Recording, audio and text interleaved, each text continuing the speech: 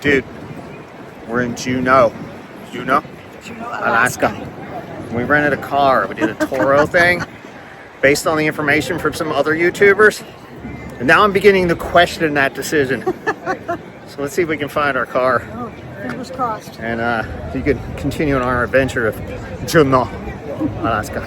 Canada, I mean. So if you remember the game Asteroid back in the 80s and 90s, where you go through this minefield, it's ridiculous. Never mind. If you don't know it, never mind. So the bar is open at like 6 a.m. on this day in port, and it's crazy. Everybody's up so early, and people are drinking and getting the thing on. Look at this.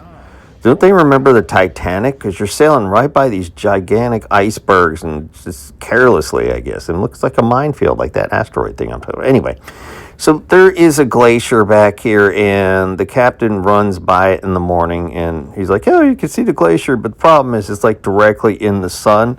So you can't see it with your eyes, and even the best photographers can't capture. There's no way to see this thing that's directly in the sunlight.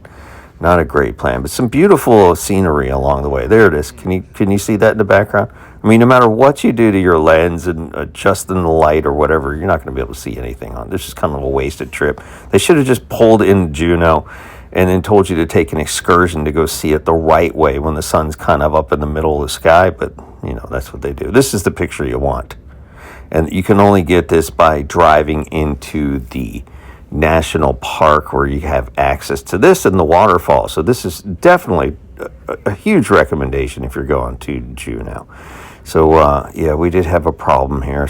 Unfortunately, somebody had a medical emergency at the visitor center at the falls, and hopefully they're okay. So here's downtown Juneau, and you'll find Tracy's Crab Shack, but there's always a line.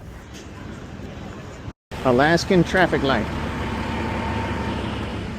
So this youngster didn't appreciate my humor. She probably didn't get it. Way over her head. And we were talking about Alaska, right?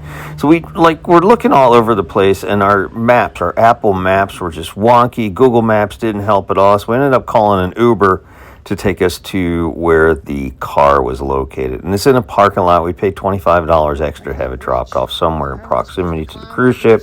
Unfortunately, it was near the wrong cruise ship, and it was just a disaster. So Becky's Jeep was wonderful. She gave us a whole bunch of snacks and a couple of waters inside and some maps for some tourist attractions in the area. So we drove through downtown, which was a mess. This is kind of when it opens up a little bit. And then we took it out to the open Alaskan highway, and this is neat.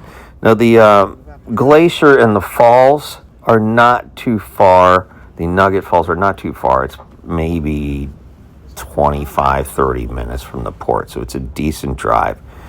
But next time I probably do an excursion, because this turned out to be probably a little more expensive, but you get a smaller car and probably do it on the cheap. And there are also taxis and Ubers from the port if you can get one. Look at this. It's like a legit Christmas tree. I've never seen a Christmas tree in the wild before. And there they are. You just cut it down and throw it back on your cruise ship. So here's the Mendenhall Glacier Visitor Center with terrible contrast on their sign. It's about, I guess, a mile and a half walk from the visitor center. And there's no cheating. There's no golf carts or anything from the visitor center down to the falls. So you definitely want to see the falls, and there's some spectacular views of the glacier as well. Much better than you can see on the ship, and some excellent photo opportunities as well. Tons of people on this trail. They say that there are bears on this trail, so if you see a bear, you're supposed to let a park ranger know, but our current administration has laid off most of the park rangers in this park, so there's not many left, so I don't know who you're going to tell. Yeah, there's the sign, so just keep food to yourself, and you should be okay. We didn't see any bears on our adventure today. And look at these majestic falls. I mean, wow.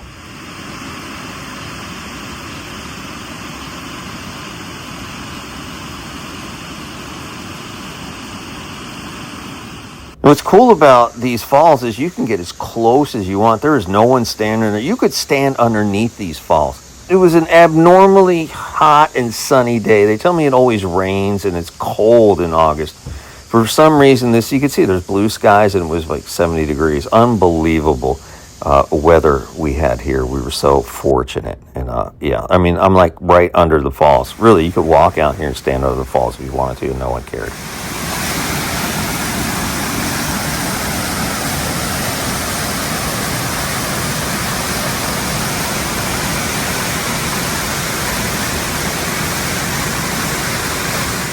And of course, August is salmon spawning season, so they pretty much drop their eggs and die and just sit on the river and lake beds. So that's what they do.